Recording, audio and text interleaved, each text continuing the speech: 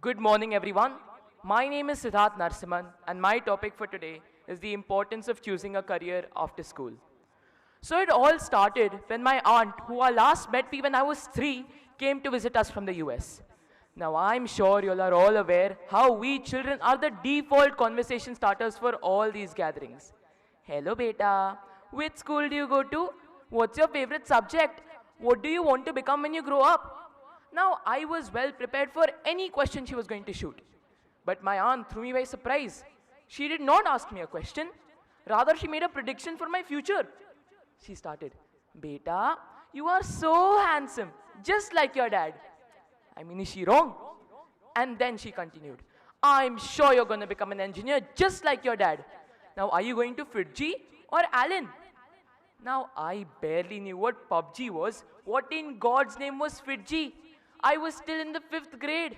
I was still waiting to turn 11 to get a flying broom and a letter accepting me into Hogwarts. For me, engineering was an alien concept. I thought Sanjay Bhaiya, the local electrician, had a degree in electrical engineering. And those tech support guys that put you on hold for a minute but don't respond for the next 20 had a degree in computer science. So I did my research. Did you know India produces over 1.5 million engineers a year? Do all of them get a good job? No. 80% of them, fresh out of campus, are deemed unemployable. In fact, the employability report for engineers stated that only 1.5% of 1.5 million engineers had the technical skills necessary for new age jobs. So how did a country so diverse unite in their love for possibly one of the most monotonous careers? For that, we must wind the clock back to the 60s and 70s, where career was all about government jobs and pension. In the 80s, children were given their career paths before they were out of the womb. Son, engineer, daughter, doctor. And then came the millennials, narrowing the margin further to that of a computer engineer.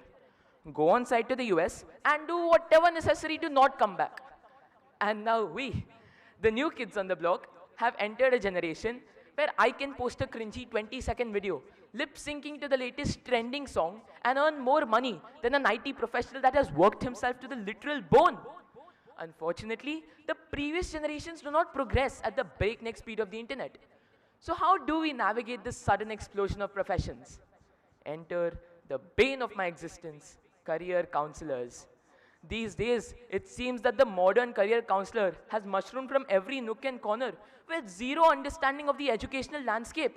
With their neatly pressed suits and befuddling PowerPoint presentations, they pretend to be the messiah through the labyrinthine path of career planning, when in reality, they are as essential to the process as James Charles is to the beauty community. Now, I aspire to become an astronaut.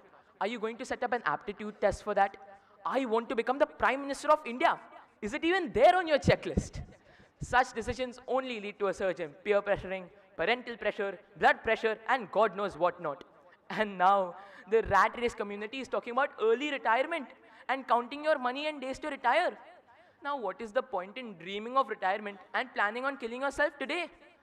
Gone are the days where a career was chosen to maintain some imaginary status in society or to be considered husband material on Shadi.com. And please, don't whine about how your parents don't support your choices in life. Believe me, your parents are not conniving, they are concerned. You can't wake up one day and choose to become an explorer in Uganda. It takes planning. Do your research, show them your passion, and watch as they give way like wet paper. Now, I know the ideal cheesy response would be to follow your dreams. But beware, we live in a society where a career which could have become the next big thing could become irrelevant the next day. So while it is essential for you to pursue something you enjoy, it is also essential that what you pursue holds an air of practicality to it. Now I hear you say, do you realize how long it would take me to carve out such a niche and pursue it for the rest of my life? And that is why, my friends, it is essential that you start planning your career during your school days. Thank you so much.